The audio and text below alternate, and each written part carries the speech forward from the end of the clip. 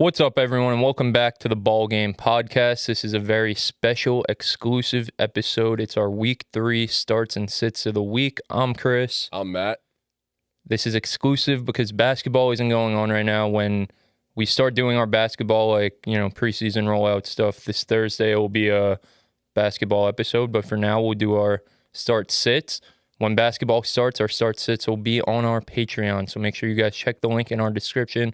Subscribe to the Patreon. Lots of fantasy content, betting content, all that fun stuff. Just go check that out. We're going to keep giving you guys more content on there. I think that's pretty much it. We had football last night. We could talk about that briefly. Yeah, I went to the Jet game. I went to the Jets home opener. It was a great time. The vibes were immaculate. They were starting to turn me into a Jet fan very quickly, but that'll never happen. It was awesome. It really was. Seeing Aaron Rodgers in a home game in MetLife for the first time since, obviously, the unfortunate events that occurred a year ago, he looked phenomenal. He looked amazing. And it feels like every week he's just getting better and better and better. And honestly, if I'm a Jet fan right now, I'm on cloud nine because I'm thinking Super Bowl. I hate to say it, but I'm thinking Super Bowl. Like, yes, you just beat the Patriots, which, like, for me, it doesn't mean too much. But I know damn well some Jet fans in their head right now are like, oh, we got our guy. It's happening. Like, Super Bowl's coming this year. So I was texting Dean earlier. I said to him, the game shouldn't move anyone. It shouldn't make anyone put them into a contender tier if they didn't have them there originally. Like, thoughts should stay the same, but there were things that people needed to see out of this group that we haven't seen yet. And I think that game went about as perfectly as it could have gone in terms of showing us those things. Obviously, it was an inferior opponent. They were supposed to win, but it was the fashion in which they won. It was the things we saw. You mentioned it. Aaron Rodgers, this was a typical Aaron Rodgers primetime game against an inferior opponent where he just dominates the game, dominates the time of possession. I mean, they showed on the broadcast in the first quarter, the Jets had 2 back-to-back drives where they picked up 1,000,000 first downs. They picked up 6 first downs on 2 consecutive drives. All last season, they had 2 drives where they picked up 6 or more first downs. insane. So they were just... And then they showed at the end of the third quarter, the Jets' time of possession in each quarter. First, second, and third quarter, they had over 10 minutes time of possession. Like, they just dominated the game. The defense, I mean, Will McDonald, you saw his athleticism on full display. He was shooting out of a cannon, which was just a good sign to see.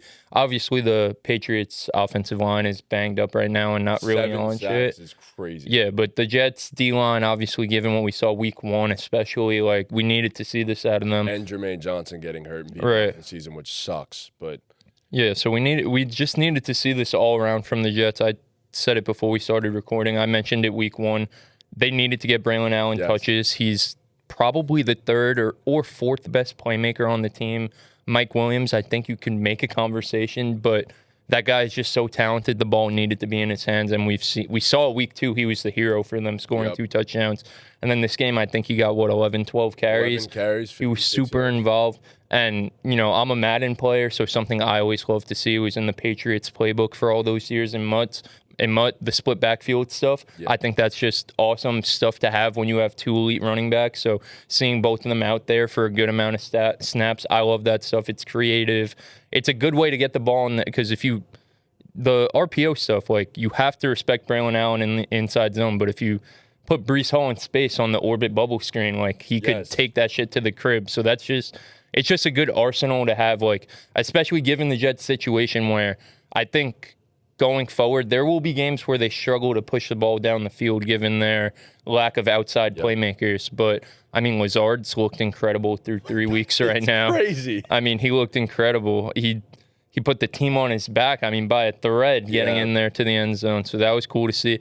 Mike Williams had a few grabs. And another thing I said to Dean, too, is Rodgers, for as great as he looked like he really hasn't missed a beat. No. Him and the receivers aren't really on the same connection right now. Like, there were a few of those, like, back shoulder fades, especially to Garrett Wilson, but even a few to Mike Williams where the timing was just a little bit off. And Garrett Wilson hasn't played with a quarterback who not even as good as Aaron Rodgers, but who would attempt freakish throws like that and throw them on the money. So like it's like he's never played with a quarterback like that in his life.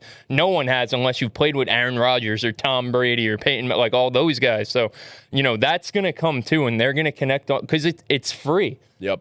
It looks like you're running a go, and then, he just stops on a dime, and it's right there. Like, it's really free yards. It's a free first down, and Aaron Rodgers is one of the best at that. Garrett Wilson's so twitchy in and out of routes. We saw it on the touchdown grab. Like, it's going to happen for them. They're going to get on the same page, and they're going to be more dynamic. So, overall, I thought it was a great game. Yeah, it was awesome to see that for the Jets. And it was great to see all the Jet fans, like, super happy. Like, I was honestly like, you know what? Like, I can't root against the Jets. I'm a Giant fan, and I can't root against the Jets. I will say, the back shoulder, there was one to Mike Williams that I was like, yo, what the hell was that throw? What the hell was that catch? Like, how is it just, like clockwork for Rodgers to make it every single time? He's the most accurate quarterback in the league, like, still. Like, I mean, especially, like this wasn't a god. Like, we've seen Aaron Rodgers obviously have godly performances, but another thing I said to Dean, I'm going to keep referencing it because Dean's a Jet fan, so we had a long talk this morning about the game. But given the quarterback play league-wide right now, like, this was a godly performance. Like, for the season? Like, for you know what I sure, mean? yeah. Like, this was one of the best quarterback performances we've seen so far. So to get that out of your 40-year-old quarterback coming off an Achilles injury this early, like, it was just everything they needed to see as Jet fans. And it's all about when they get to the Bills game. Like, that's what it's all about. It's all about building momentum for that. That's their next real test. We knew the Patriots shouldn't have been a test. It would have raised question marks if they had lost this one. Yeah. But it doesn't really do much for them, like, ranking-wise that they won. But the momentum and the way they could build off this, it's definitely what they needed. Yeah, we said with their upcoming schedule, they should be 4-1 going into, I think that is the Bills game in Week 6. It's pretty simple. From here on out, these are the teams you should be beating the hell out of, and they did. Last week, Tennessee was a rough one, but, like, you win. And the Jets, I think, have proven so far, even, through 3 games, that they can win in multiple ways. And that's very important. We talk about that for a lot of these playoff teams. Like, it's like, if plan A doesn't work out, do you have a plan B that you can win a game in? And the Jets, if they can't throw the football, which they're not even looking to do in the first place, you have Braylon Allen and Breece Hall, who both look like grown-ass men in the backfield. So and a great offensive line. I mean, the O-line at times has played really well. They gave up, I think, 3 sacks last night, but for the most part, outside of those. Yeah, they had a few penalties, too, but I think that kind of comes with Aaron Rodgers, with all the cadence and hard counts. Exactly, and you're still getting used to it. Yeah, that's going to come. To it. That was really the, only flaw from them in the game was the penalties. I think they had it was 100 yards in penalty yards. So a lot of penalty yards last night.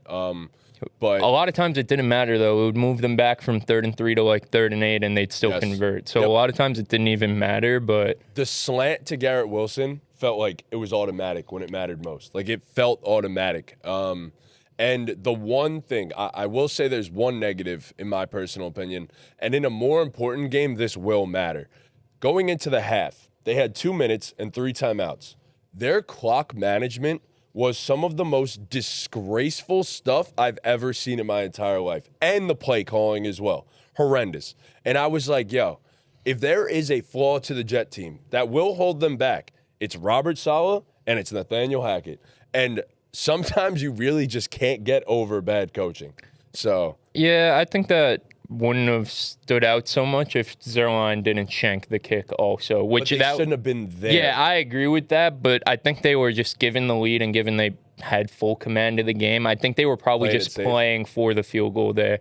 You know what I'm saying? I guess. I think they knew they were going to, at that point, the game was over already. It was just about protect the ball, keep putting up points. So yeah, it was 14-3. I think they were pretty clearly playing for the field goal. I think, you would have liked them to go for the touchdown, given they had so much time. It's over. Yeah. And it's not like it's like a quarterback that you think will make a mistake. It's Rodgers. Yeah. Like, I will put the ball in Rodgers' hands to to make whatever decision he feels fit. Like, and I'll live and die by that. Like, that's fine because, again, it's Aaron Rodgers. So if I had Zach Wilson, obviously I'm going to try to play for the field goal, run. But I got Aaron Rodgers right now. Like, let's try to move this football, especially with how much time was on the clock. Yeah, So, and in a more important game, I think they'll probably be better in that situation when the points matter more. I would hope so. I think we all knew it didn't matter if they put up. They were expecting to put up 3. Like, he shanked that kick. I don't know what that was about. But, yeah, that was bad. But overall good win from the Jets. I think that's no takeaways from the Patriots. Sorry, Patriots fans, that you have to watch this, but when do you think Drake comes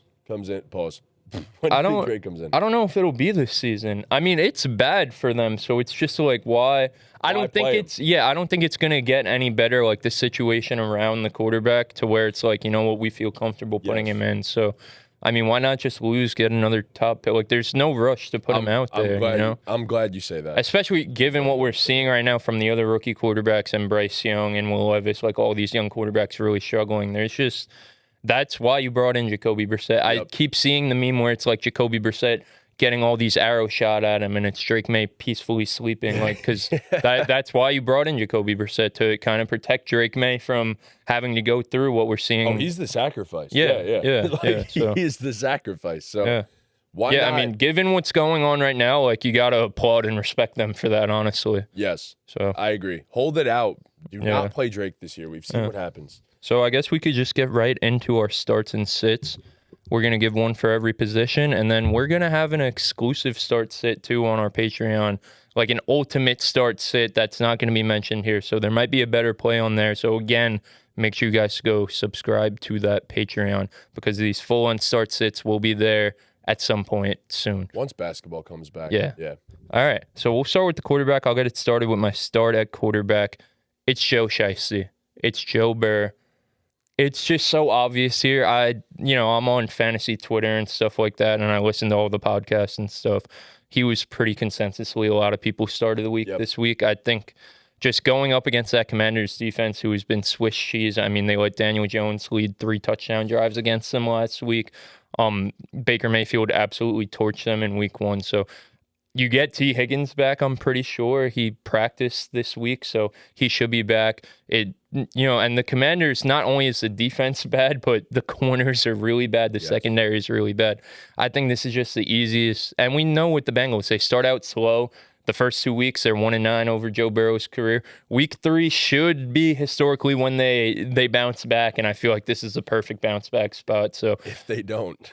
Yeah, I mean, I think you were drafting Joe Burrow to start him, but there's, Geno Smith in your waivers, Derek Carr in your waivers. There was Baker Mayfield. There was a lot of guys in waivers. People may have dropped Jared Goff. Yeah, there were people, who you could have picked up in, one quarterback leagues. But I think Joe Burrow, if you have him, you start him pretty confidently this week. Yeah, I mean, I definitely agree. I looked at Burrow and I saw that Chris had him as the start of the week, so I had to call an audible, and I picked Jared Goff, the guy that I just mentioned. I mean, he's playing against Arizona, which is going to be an absolute shootout. I think we all know that. The Arizona defense is not a great defense by any means, so I'm thinking Jared Goff is going to go absolutely crazy. This is the get-right game. We've all been waiting for it. We thought the start of the season for Jared Goff was going to be far more profitable for you in fantasy than it has been to this point, but it has to happen eventually. This is the get-right game, and there's going to be a lot of points on the board in this one. So, and that matters a lot. I'm just thinking you're going to get probably 2 to 3 touchdowns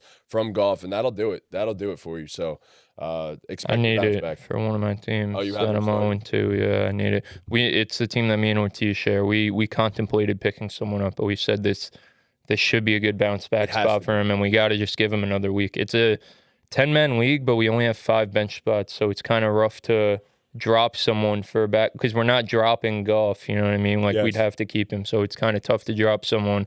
So we're like, we'll give him one more week. We have Goff and Laporta, so that's why we lost last week. We're 0-2 right now, so it's... Laporta's had a rough start to season too. Yeah, I need both of them to have a big bounce back. It's a get-right for both of them. Who's your quarterback sit? My quarterback sit of the week is C.J. Stroud against the Minnesota Vikings. Brian Flores made Brock Purdy look terrified, honestly. He threw stuff at him that he's never really seen. Nico Collins was banged up a little bit this week in practice. So I think CJ takes a little bit of a back seat. I don't think he's going to have his gaudy numbers. And even in fantasy so far this season, he really hasn't put up these monstrous weeks because he doesn't give you the rushing upside as well. So I still think they're going to win the game, and I think the Texans offense will play well, but I don't necessarily think CJ Stroud is going to have a great fantasy day, and that matters. So I think CJ Stroud is my sit of the week. That's a good pick. I went with Anthony Richardson this week, actually, which is, it's rough. He could prove me wrong and go for 30, 100%. This is a risky one, but again, there's these guys that are sitting in waivers in a lot of leagues, especially 10-man leagues rather than 12. Geno Smith, Derek Carr, Baker Mayfield, who've been electric so far and who kind of have more favorable matchups. I look at a guy like Derek Carr going up against the Eagles, who could have been in conversation for the start of the week at quarterback, who might be still on your waivers, especially again in a 10-man league. But Erich, the Colts go up against the Bears, and honestly, the Bears might be the best defense in the NFL through 2 weeks. Maybe the Steelers, so maybe I'll say second best defense in the NFL. But I mean, for sure. The secondary ranks top 5 in coverage grade on PFF. I'm pretty sure pass rush grade they're top 5 too. They've just been sensational. They're forcing takeaways. They've just been incredible. So, and Anthony Richardson looked pretty mortal and human last week against the Packers. So, I think he's still a young quarterback. There's still a lot of room for mistakes and interceptions with him. And if he's not getting into the end zone as a runner, he could be a low-scoring week for him, especially against this defense. Yep, I am in complete agreement. So transitioning over to the running backs, my start of the week, this might be a little bit of a controversial one. It might be a little bit biased too because this is my boy, but I'm going with Javonte Williams, man.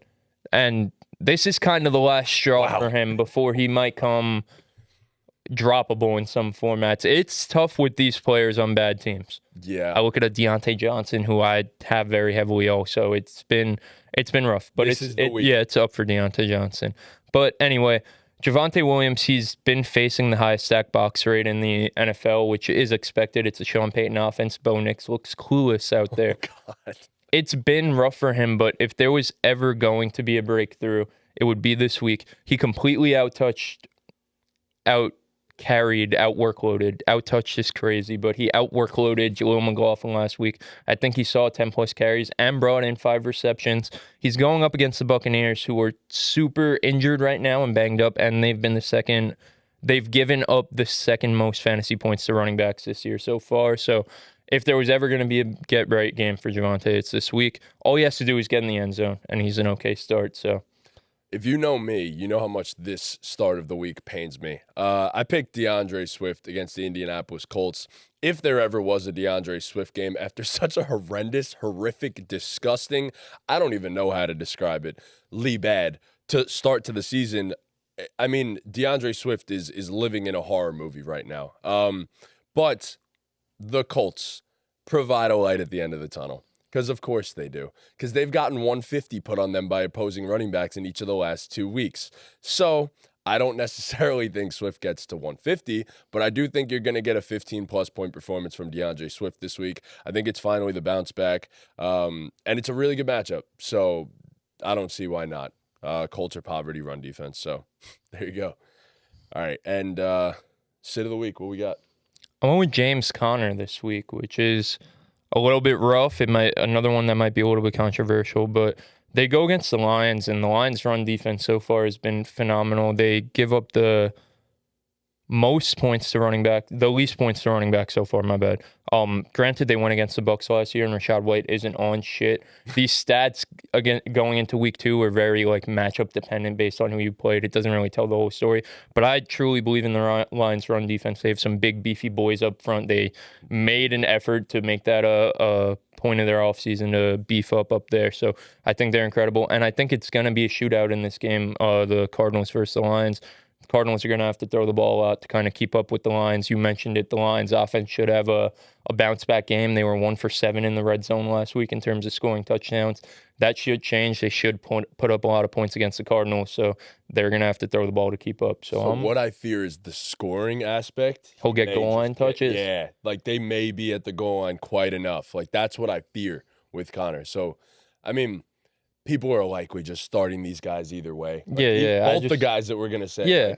likely starting it's him. kind of more like if you have someone who you're more confident Even in, close. Yep. start him. But if not, don't be surprised if it's more of a don't be surprised if this guy has a bad game. Yes, exactly. You know, these are all like based on your situation. Obviously, we're not sitting James Conner for Rico Dowdle. You know, no, not yet, not yet. All right, so mine, it's tough because in BTB, my team is destroyed. Like, I have like 5 injuries already. Like, I don't even have the IR spots for it. I can't drop people right now.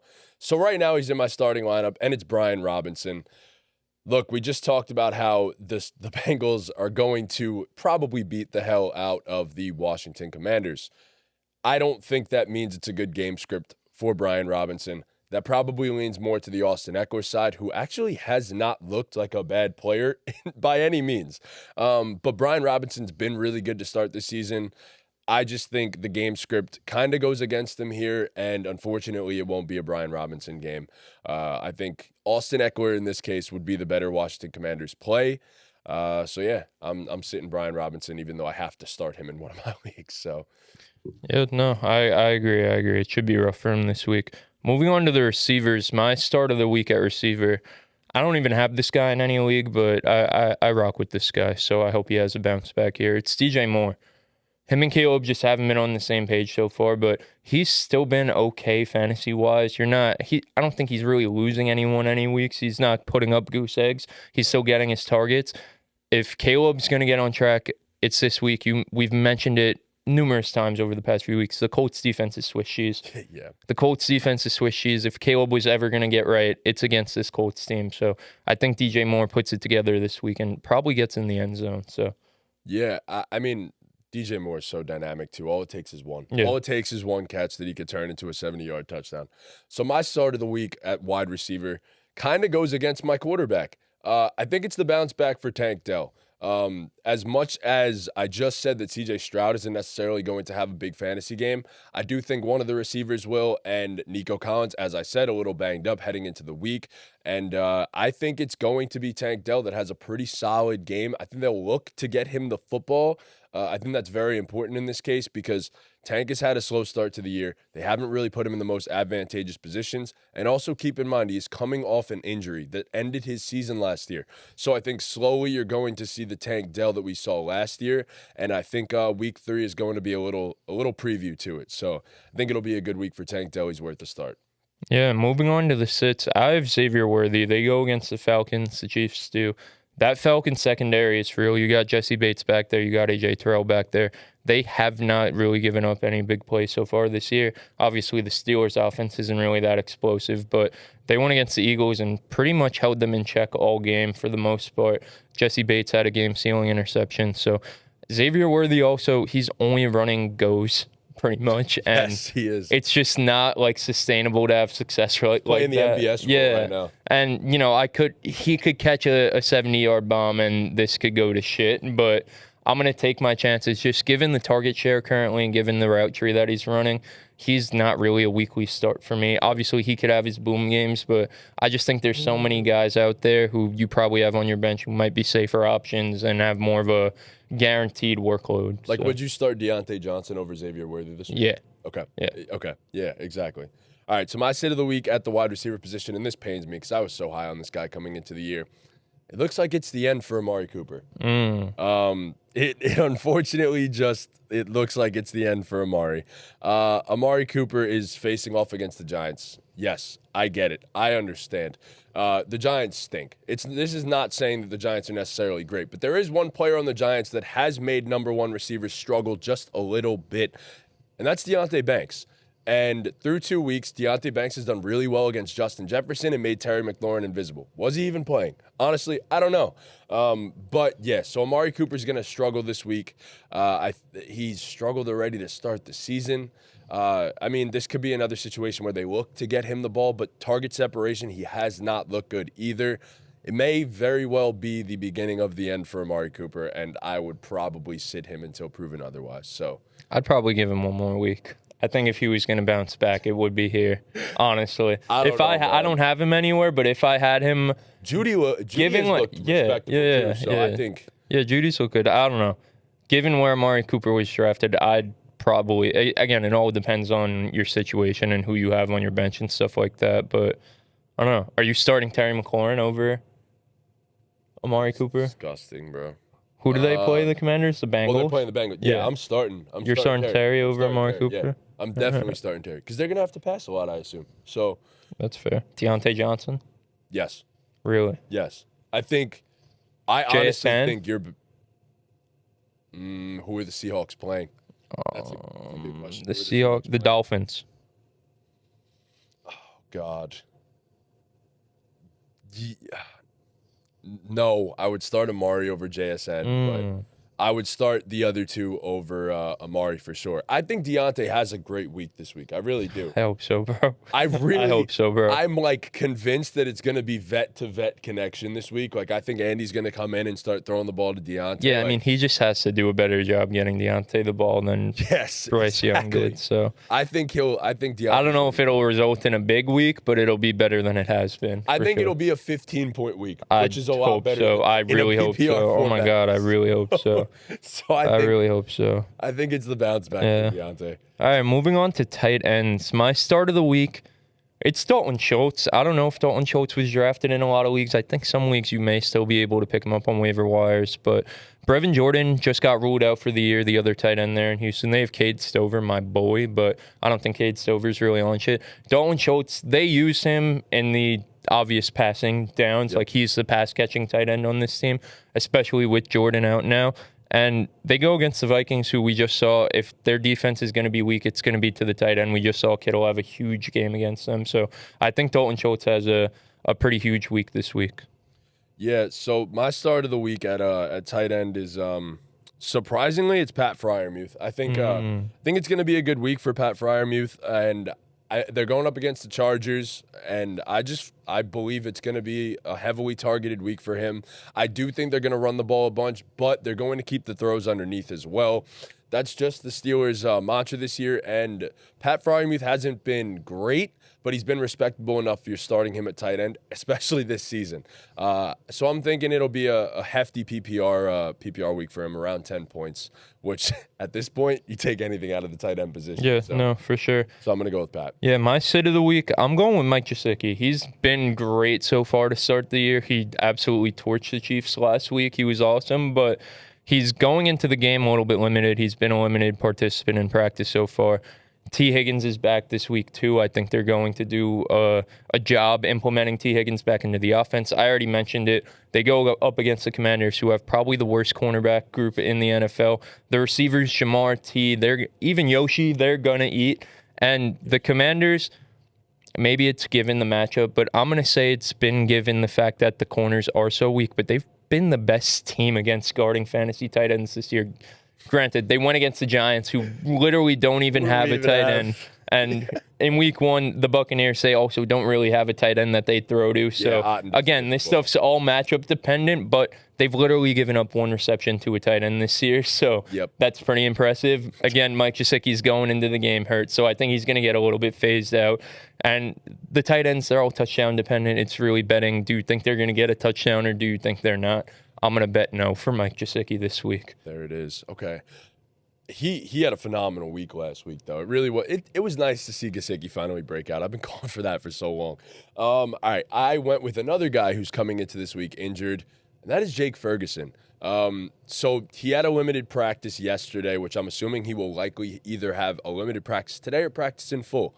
But I don't love the fact that he'd be going into a Baltimore Ravens week banged up. No, the Ravens have not necessarily been great against tight ends this season, but I don't trust that Jake Ferguson will get a full workload throughout the entirety of the game. I think that they'll probably start to work in their other tight ends as well. Schoonmaker had a good game last week. I don't expect them to just completely put him to the bench with a banged-up Jake Ferguson. So I think if he is active, I think you should probably go and find a different option. Maybe one of the starts that we said to play for you this week in fantasy. So, all right, I have a game for you. So I'm 0-2 in one of my dynasty leagues. I've scored the least points in the league. I've also given up the most points in the league. No, it's my other dynasty league. I've given up the most. I'm tanking. I have 3 firsts this year. Nice. I have Okay. Caleb Marv. I have all the young guys. It's Okay, a sick. strategy. Oh, we're good. We're good. But I've given up the most points too, so I'm not even playing defense. But I have what's his name? Jake Ferguson on this team. I also have 5 tight ends on my roster, so we're gonna play a game. Who should I start? Jake Ferguson or this tight end? Because it's for the integrity of the league. I'm still trying to win. Okay. So a guy I just picked up off waivers just because I had a open bench spot. I dropped Gronk and picked this guy up. Juwan Johnson or Jake Ferguson. The Saints play the Eagles. I'm pretty sure Taysom's banged up right now. He is. I don't know if he's playing or not, but I know he's banged. So Moreau plays, but he never gets the ball. I'm gonna start Juwan Johnson in the chance that he gets. Juwan Johnson in week 1 had a 35% target share. He scored, obviously. He was the tight end 5 on the week. And in week 2, he had a 41% target share. Didn't see a snap share, my bad. And didn't see a single target or obviously reception. Jeez. Well, they only passed the ball 19 times. I expect them to pass the ball a few more this week. All right. So Jake Ferguson or backup tight end for the Las Vegas Raiders, Michael Mayer. Oh, God. I'm going to take Ferguson. Yeah. Michael Mayer in week 1 saw 3 targets, 2 receptions. In week 2, he caught 1 ball for 11 yards.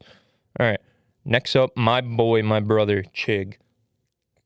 Taking Ferguson. Chig scored in week 1, too. He was the tight end 6 in week 1. He did. If you scored a touchdown, you were top 6. Yeah.